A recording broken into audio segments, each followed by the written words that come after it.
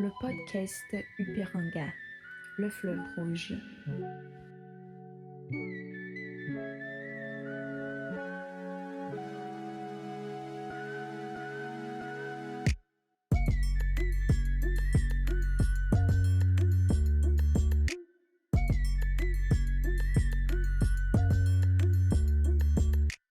Bonjour nos chers auditeurs, on commence cette intéressante et riche trajectoire. Pour notre premier épisode, nous aurons une conversation sur le droit à sa langue et aux langues autochtones du Brésil à travers le regard des deux étudiants universitaires de lettres.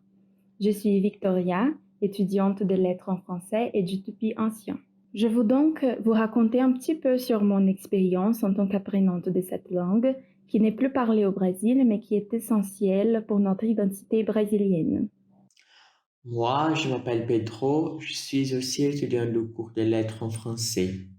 J'ai vécu en Amazonie brésilienne pendant quelques semaines dans un village appartenant à l'ethnie Noquequim.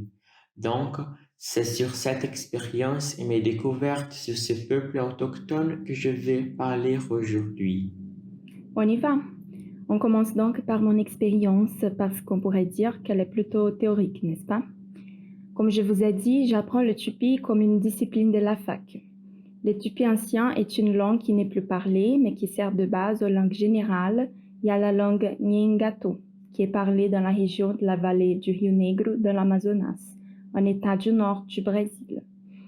Le tupi ancien, autrefois parlé sur toute la côte brésilienne, dès l'Amazonas jusqu'à São Paulo, a aussi joué un rôle dans les processus de colonisation, parce qu'il a été appris par les colonisateurs tels que le jésuite José d'Anchieta.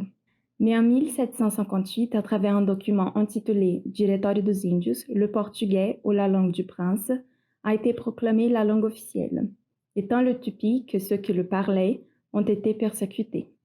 Cette persécution a continué à travers l'indépendance et la chute de la monarchie.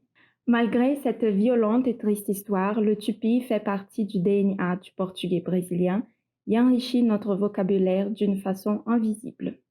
Ou peut-être rendu invisible, n'est-ce pas? Mais bon, de mon côté, d'une expérience plutôt pratique, j'ai eu la formidable opportunité de rendre visite aux Noquequim.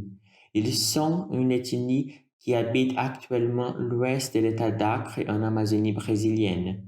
Ils sont également connus sous le nom de Catuquines parmi les populations non autochtones.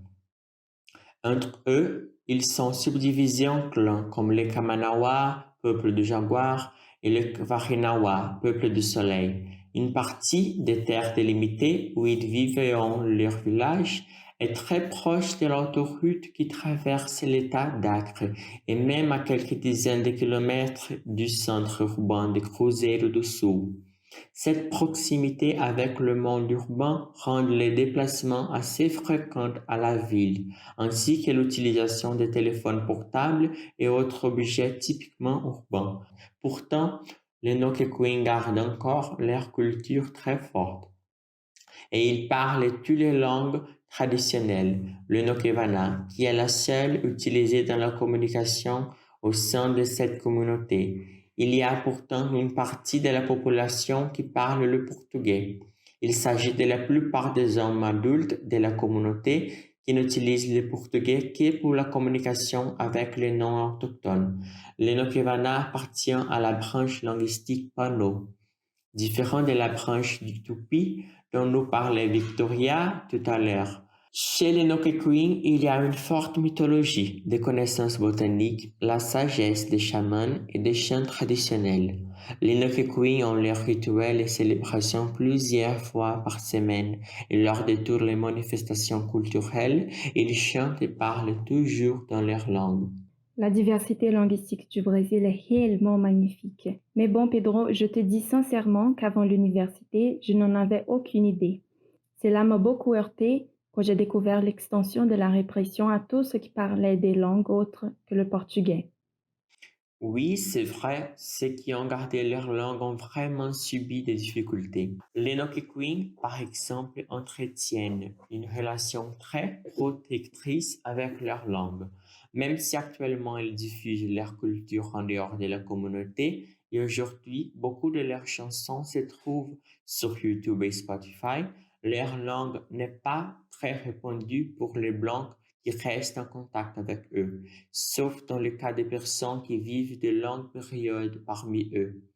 Alors, pendant mon séjour là-bas, quelques personnes m'ont caché le vrai nom de la langue elle-même et ils me disaient simplement qu'ils parlaient Pano. Donc, je connais quelques mots en Okevana, mais comme je n'étais là-bas que pour une courte période, je n'ai pas eu l'accès à l'apprentissage complet de la langue.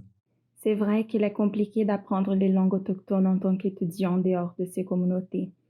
L'arrivée des étudiants et des scientifiques qui veulent enregistrer et étudier ces langues doit être très respectueuse et sensible aux particularités de ce peuple, ce qui ne me semble pas être lamentablement la règle. Je dois avouer que j'ai eu des déceptions de ces côtés-là. J'ai décidé de continuer à étudier l'utopie à la fac, mais je l'ai presque abandonné quand j'ai entendu parler d'une occasion où le professeur qui enseigne la discipline nous en a dit des lignes vraiment problématiques et inquiétantes. Voyez-vous, même si l'Éthiopie est étudiée dans un espace académique, cela ne veut pas dire que le droit à sa langue, dans le cas des peuples autochtones, ou les droits à son nom, sera respecté. C'est une réalité tellement triste. Oui, mais c'est quelque chose qui persiste depuis longtemps. Au cours des 100 derniers siècles, depuis l'arrivée des Européens en Amérique, les peuples autochtones, leur culture et leur langue subissent la décimation. C'est une énorme perte pour l'humanité. Mi-2021, on voit le gouvernement brésilien sur le point d'adopter un projet de loi PL 490 qui met en danger les groupes indigènes, notamment les plus isolés, dans le sens où ils risquent de perdre les terres où ils vivent et sur lesquelles ils se soutiennent. Cela démontre la manque de considération pour cette population dans un mouvement qui méprise toute culture en dehors de la norme eurocentrique. Une norme eurocentrique qui est malheureusement répliquée dans une certaine mesure dans les universités. Vous voyez, c'est en raison de cela que j'ai décidé de continuer à étudier l'utopie, parce que je vois déjà comment cet apprentissage m'a touché. L'utopie montre le rapport entre l'homme et la nature d'une manière toute particulière. Par exemple, on ne peut pas faire référence à la nature avec les pronoms possessifs, ce qui contredit ce PL sur lequel tu viens de parler, Pedro. Le tupi nous enseigne à respecter la nature et à comprendre qu'il y a des choses qui ne peuvent pas être apprivoisées.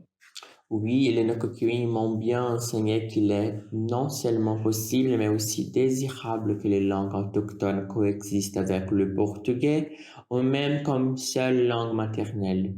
C'est certainement un point clé pour comprendre le Brésil, qui est à l'origine une terre indigène et qui garde, en dépit des difficultés, cette caractéristique multilingue et multiculturelle. Cette diversité définit ce qui est le Brésil. La traduction, la beauté et la sagesse que véhiculent ces langues indigènes est inestimable, l'une des plus grandes richesses de notre pays. Alors, contrairement à ce qui pensent beaucoup de personnes, la culture et les langues indigènes ne sont pas mortes ou dépassées. Elles sont bien vivantes, diverses et actuelles. Même les langues qui ne sont plus parlées racontent cette histoire de lutte pour survivre et pour vivre. Ces peuples ont eu et ont encore du succès parce que si maintenant nous avons, en tant qu'étudiants de lettres en français, l'opportunité de l'apprendre, cela est le résultat d'une tenace et continue réalisation, d'un amour et d'un dévouement qui coule sans cesse. Alors, on vous remercie de nous avoir accompagnés et on vous attend à l'épisode prochain.